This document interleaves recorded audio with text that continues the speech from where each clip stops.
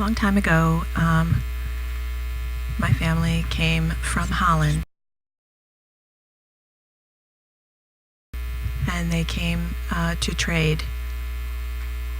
They went to India to buy spice, and then they traveled back and forth. So that's why white people established colonization in South Africa. Now, there are 11 official languages in South Africa. One of those languages is called Afrikaans. That's why I have 2 A's in my name, just like the language Afrikaans. I was born in Johannesburg, South Africa. We moved to Cape Town because my family being deaf, there were more schools, accessibility was better in a bigger city. My school was 2 hours to the north in Worcester, South Africa. It was surrounded by mountains. It was always very cold and snowy in the morning. There was a lot of heat, so there was a huge variation in temperature where I live. And my mother was a seamstress. My father was a carpenter, so I have that art in me. We were very, very poor. Growing up, we lived in one room altogether. It was a 12 by 12 room. My parents' bed and my bed were in the same room with a refrigerator and a microwave. And we lived there for 18 years together. So how I escaped from that very low economic status was through art and film and animation. In my time, I grew up in apartheid. So I went to school. As I said, it was called Worcester. It was a very famous school in South Africa.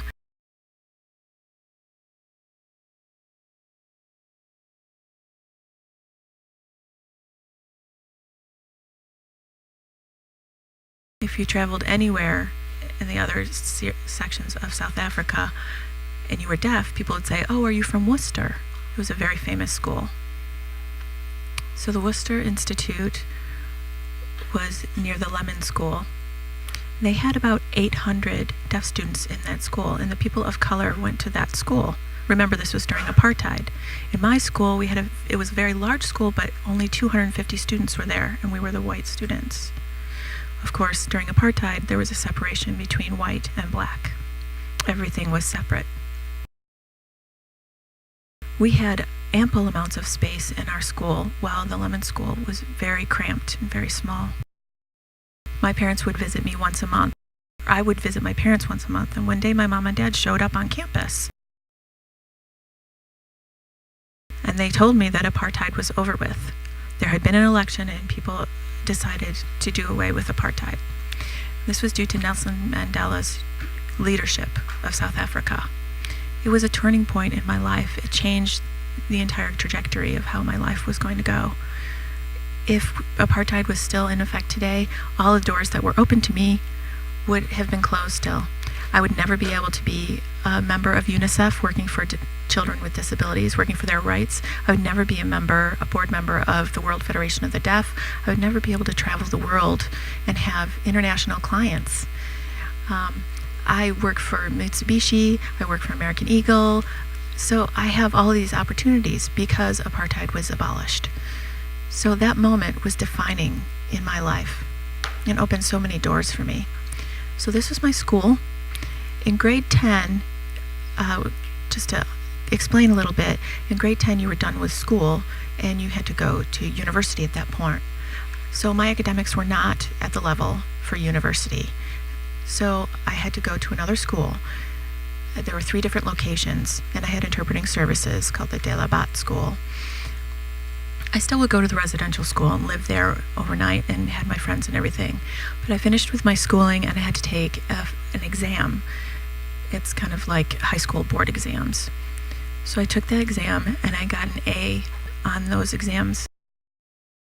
And I was the first deaf person to accomplish this task. And I got my diploma, and I studied very hard for that. I went to UCAA, Universal Computer Arts Academy.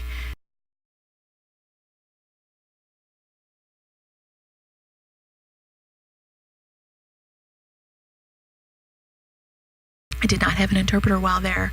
I had a scholarship to be able to study. The UN agreement to support people with disabilities hadn't been ratified yet at this time. So I didn't have any rights, I didn't have any requirements for interpreting. So I was allowed to study, I had the rights to study, but I had to do a lot of studying by myself. I had an interpreter at that time, but it is what it is. During that time, as a student, there were something called a competition called VOCA. It was for students to compete in their field of study. And you had to pick any sort of topic to support a charity organization, and it was shown on national TV. And that money would go to support that charitable organization that you picked. So I decided to make a video short about HIV/AIDS. I filmed 3 different babies in the video. One became the future president of South Africa, another became something else, and then I showed a door slamming shut in their faces to symbolize their futures being cut off because of their HIV status. So we tried to stress the importance of condoms use and protecting oneself.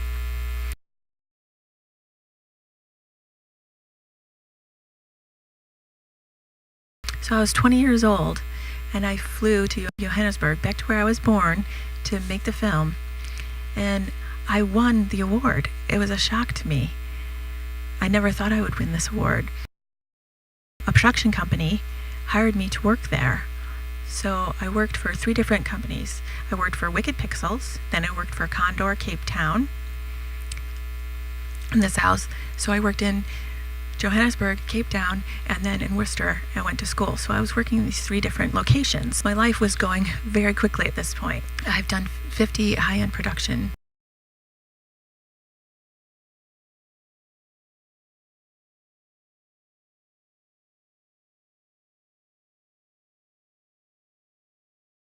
I've done 50 high-end production. Some of them are small, some of them are very large companies. Like, for example, American Eagle, BMW, Yardley, Mitsubishi. I was amazed about the opportunities that were provided for me, and I wanted to continue with this work, so I took the initiative to start my own company. I ran a business with 4 other individuals and decided to sell my stake in that company and start working on my own. I now work as a contractor for Convo and run my own business.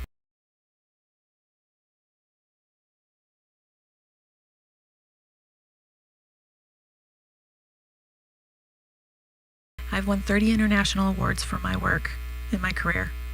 Some of them are deaf film festivals, but some of them I entered were hearing mainstream film festivals. And I'll show you some films coming up here. This was a Deaf Nation World Expo. I received an Inspiration Award for my advocacy work, for hospitality work, for visual arts.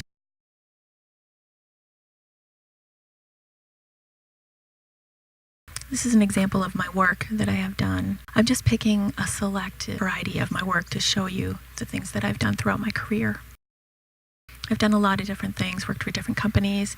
This was my first American client, American Eagle, for their lingerie line called Aerie.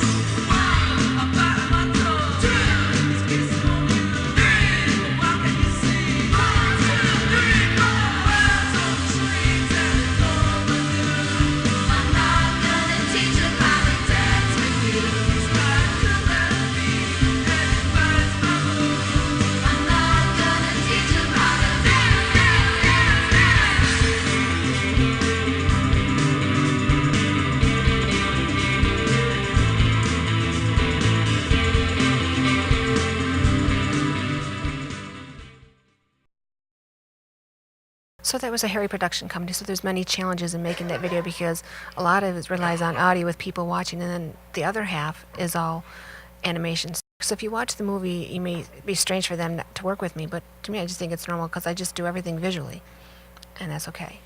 There's many challenges working with that where I have to come up with creative solutions. I have to lip sync all the animation with the characters and all the voices, so that takes care of the production. But one way that I do it is I download the sound. Like, for example, I may have a script and then I have someone read that script, and then I follow what they're saying. And then while they're speaking the script, I have animation come up and I videotape them at the same time. So I can sync up the audio with the script. And then I can see how the production is actually working with the facial expressions, and I break it all apart and I focus on the facial expressions. So I break it down by script, by line. Anything is possible. You really believe in that people can do anything? Deaf people can do anything if you believe there's nothing we can't do. I mean, some people say deaf people can do anything but hear, but come on, we can do anything.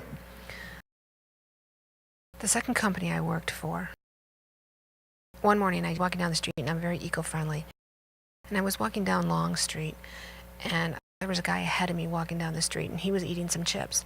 And then when he was done, he threw it on the ground. And then he had another bag of chips and threw it down on the ground. I thought, that's it. So I said, sir, do you mind picking that up and throwing it on? He's like, yeah, screw you. And he gave me not one, but 2 middle fingers. And I'm a very creative person. I thought, well, I wish I could pick up all that trash and become a monster and eat that man. I really wish I could do that. And I thought, that's the creative spark that I needed. And that's how I came up with the rubbish monster.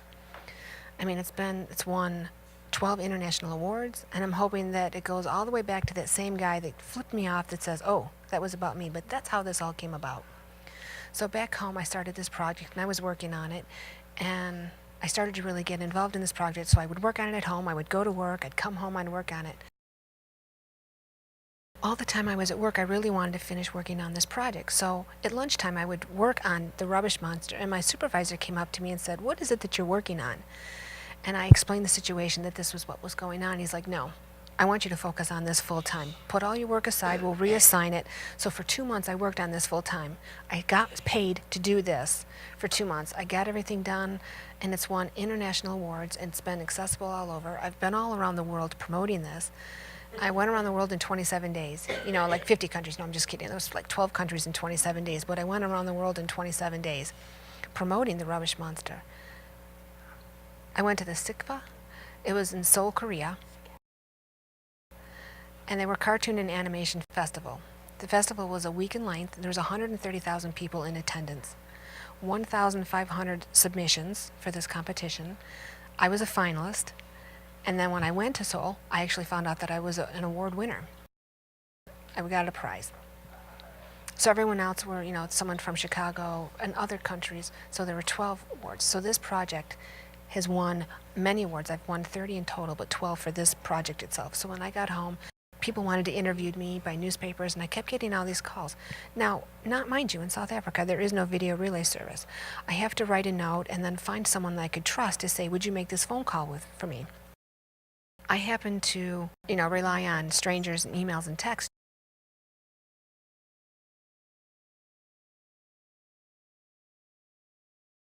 So this company had been calling me, but of course they couldn't get a hold of me. So when I went back home, there was someone that said, would you make this call for me? I couldn't make the call myself. And there weren't interpreters to rely on, so nowhere in the script did it say that I was deaf to what I wanted this hearing person to say in the phone call, because they were going to call and interview me. So I got this call, and they're like, it must be serious, because they're relentless. They keep calling me. So I looked for someone that I thought I could trust in a mall, and I wrote this down, and I said, could you make this phone call for me? I'm from a deaf family, so I asked for help. If you're at home, you could probably ask a neighbor, but here I'm at a mall, and I needed to ask someone for help. And the person's on the phone saying, wow, wow, wow, and I'm going, what is going on in this phone conversation? I was totally excluded. So the person hung up the phone and said, oh, congratulations, you won an award. And it's like, I wanted to respond to what the person had said, not hang up and end the conversation. But anyway, so the animation became a children's book. And let me show you. And that's how I found out that I had actually won the contract to get this book. They asked me, in Cambridge Press University, the old publication house in the world. So it's a huge honor to be published by them. But here's the rubbish monster.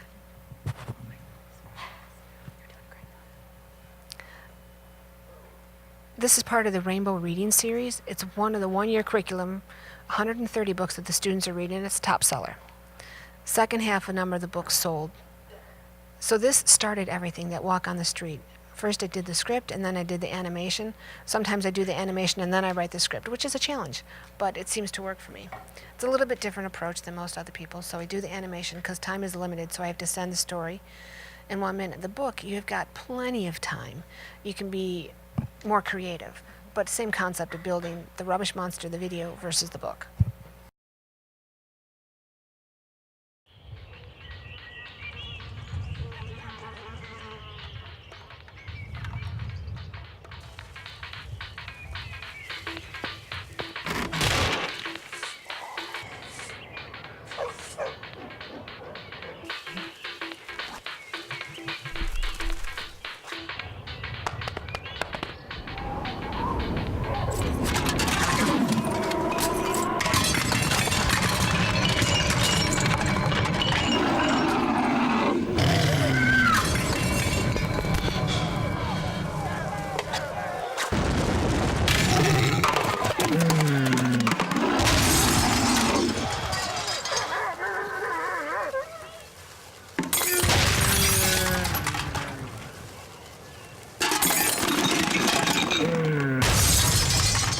Don't feed the monster. Use a dustbin. Guess how long it took me to make that video? Take a guess. How long did it take me to do the animation? A month. Long time, yes. 1 year? Really, 8 months. 6 months part-time when I was home after work, and then 2 months full-time at work when my supervisor gave me time to work.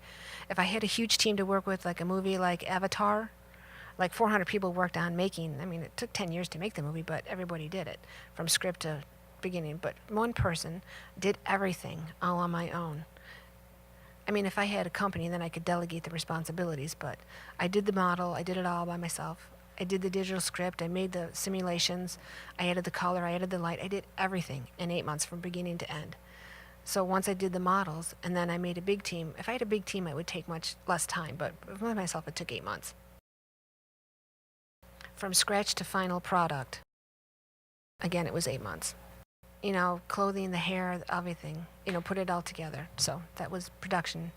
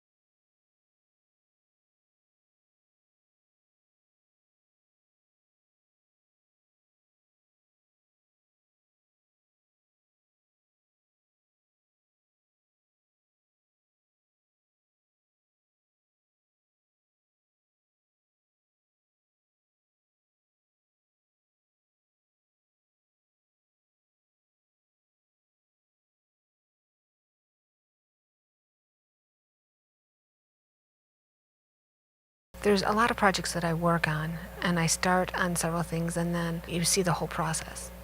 You know, I've got resources, so a lot of this work can be very expensive. It takes a long time, especially on a big project. But I finally had a project with the Deaf University Press and a lot of other partners. So the first project is signing, language acquisition, a mom signing with a baby and growing up. So if a child has early exposure to language, what their life will be versus no exposure to language, would they have the same life? So see the results with language acquisition and not having access to language as a young child.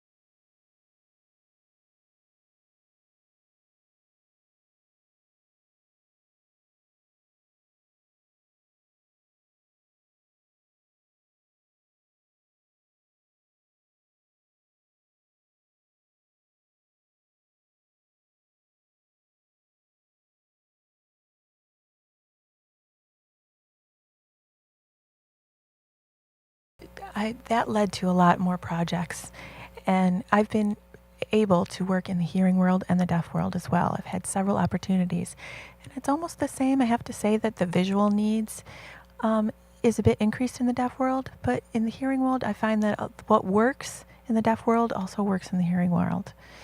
Of course, working on projects for deaf people is very visual, but I think everyone benefits from the visual aspects of my work.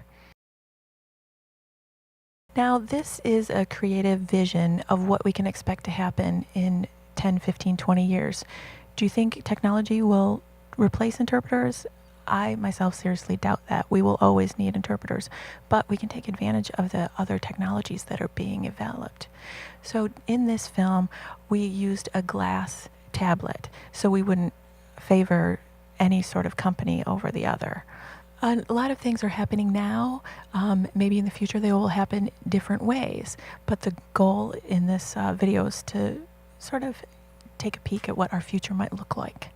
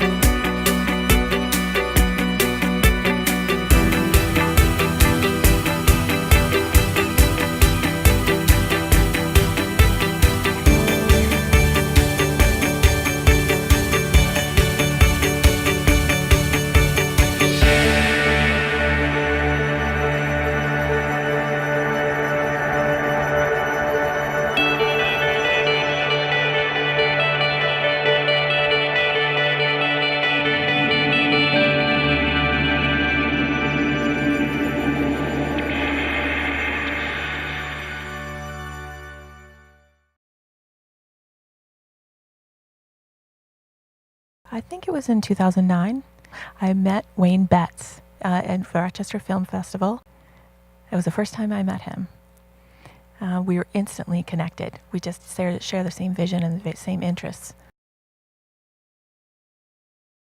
So we made the film happen. It took a very long time for it to come to fruition, but it was a great collaborative process.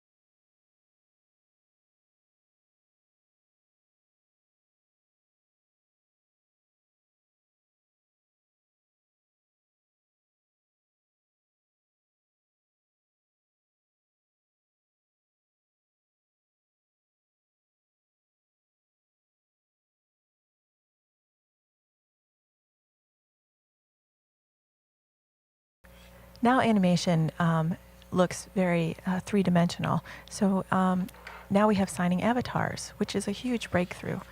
So the World Federation of the Deaf had a conference, and it happened in South Africa, in Dormond. It was the first time that the World Federation of the Deaf met on the African continent, because apartheid had ended, and now this was our chance. So this was the first time we were going to host it, and this was a sort of a trailer for what was going to be happening in South Africa that was shown in Spain. And Sifo was a signing avatar. So I had to include fur, because could you imagine a lion without fur? So that was another layer of animation and complexity that was added to this project. All countries have sign names, and they're all over the world, and so many people don't know what the sign names for these countries are. So there are different sign names for Germany. So at the World Federation of the Deaf, I thought it would be a good idea to do some research and have the signs for all of the countries signed by Sifo the lion. We used America versus US because it's much easier to understand internationally.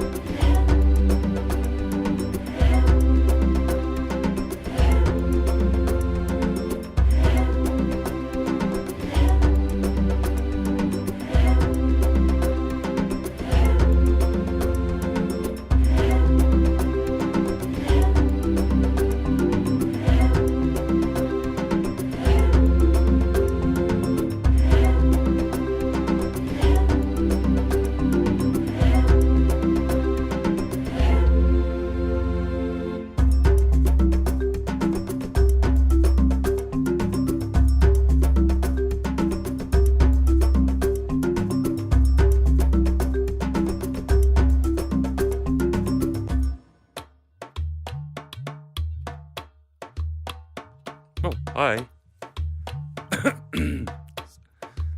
Hi, everyone.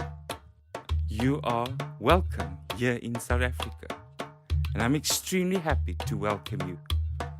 I do have an important announcement. Today is the International Nelson Mandela Day. Let's have a look.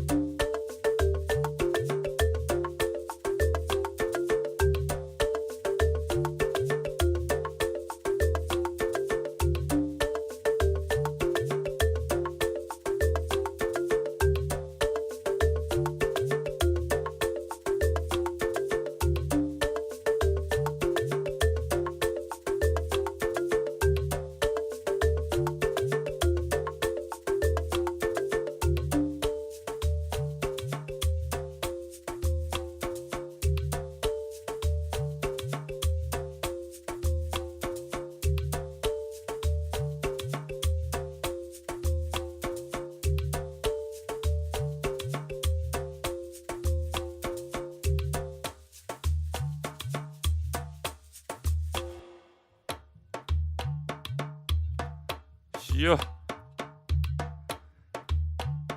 We are extremely happy to welcome all the deaf people around the globe. And as you can see, this is the first time ever that this Congress is held here in South Africa. And this would be the 16th World Federation of the Deaf Congress to be held in Durban. And this is the first time that the WFD Congress is held here on African soil. Can you smell the soil of Africa? Isn't that a lovely smell? And we are proud to host you here in South Africa. And I sincerely hope that you will learn from this Congress and that you will fight for your human rights as deaf people.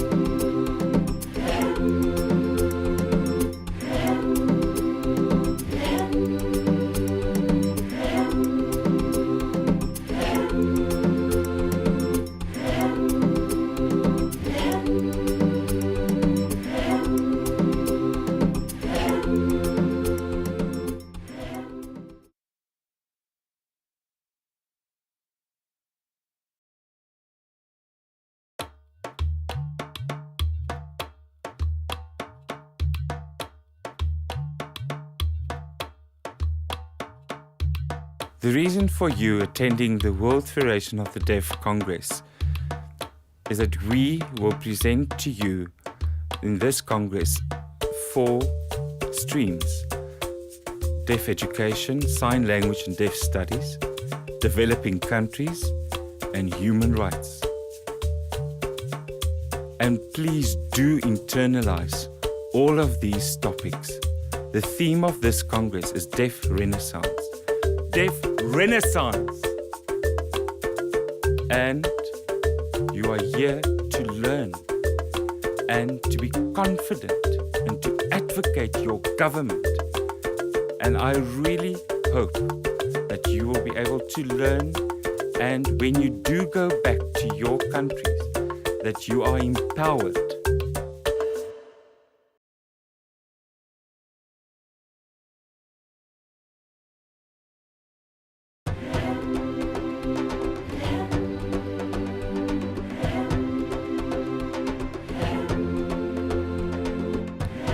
You have learned the past week from this Congress, and you have socialized, have networked with your colleagues and your friends, and have a cup of tea. But now we have come to the end. It's sad to say goodbye. We are now closing this conference.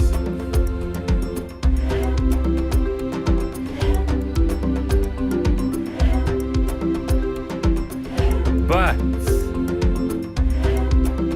we will see you again in 2015.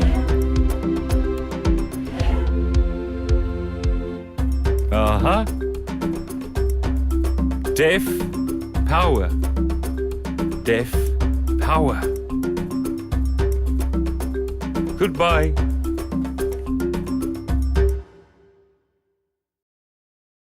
So this is how I made Sifo the lion. On the top left-hand corner, the person's name, Bruno. Love him, great person. So he did all the signing. So there's characters that he would sign for, and very friendly. So I applied him to a lion, and then he did all the signing. And then I wanted to use him for an accent, because individuals tend to have a little bit of an accent in the way they sign it, depending on where they're from the world. Now, like me, I have got an accent. I'm sure you've seen it in some of my signings, right? I have an accent, so that defines who I am as a person and all my experiences. So he has so I videotaped him out, and then I analyzed it, and I looked for characteristics and how to separate the sign and the movement. Even if the hands did certain movements, then I was so excited because I would incorporate that. I did stop motion, I did the facial expressions, I did everything. The next one was the bare bones. If I would have an arm, then the non-dominant arm would move. If not, then I would put it down and it would not move. So I built that skeletal system.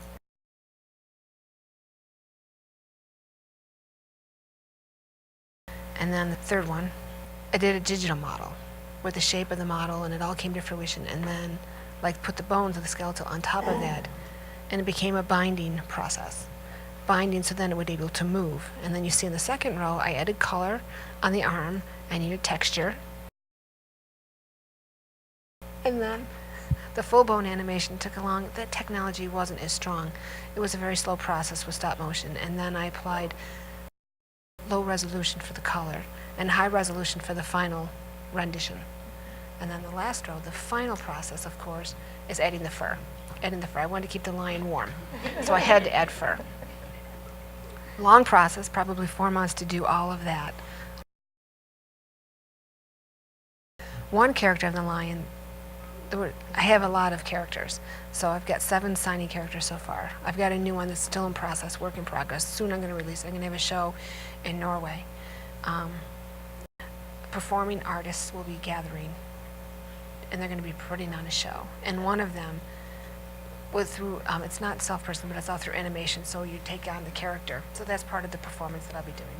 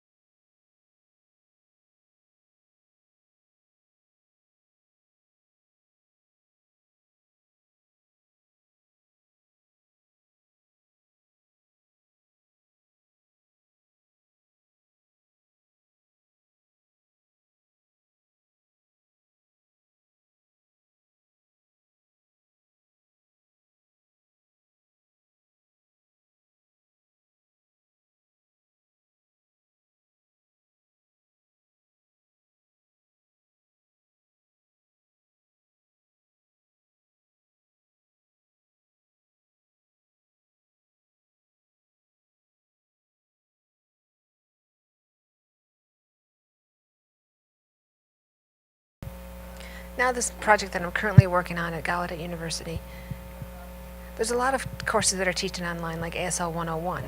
But however, if you're taking a class with a person in front of you signing, then if you take it online, it's a very different experience because in person you've got 3D and online it's only 2D, so you're not really catching the full picture.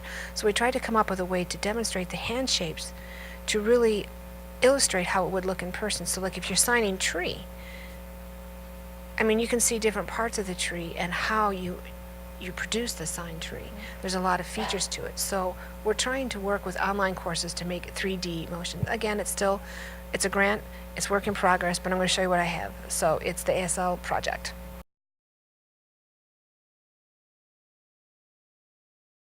I don't have anything automatic. I start from scratch on every character that I build. So I build it, I grow them, I do the characters' names, how long their legs are, whether they're stumpy legs, long legs, you know, the muscles, how the muscles move, build the hair, everything. If you notice this character is bald, and I add the hair last because at the end, I add the hair because then it just flows, the way the hair flows. Same with like her dress. Did you see it was like a big cone? Because when I finalize it, I will bring the dress so then it flows and it waves in the wind. So that's the whole process of building it. It's layer upon layer upon layer. So there's more layers. The more complex the character, the more layers. So thank you for watching. Thank you so much.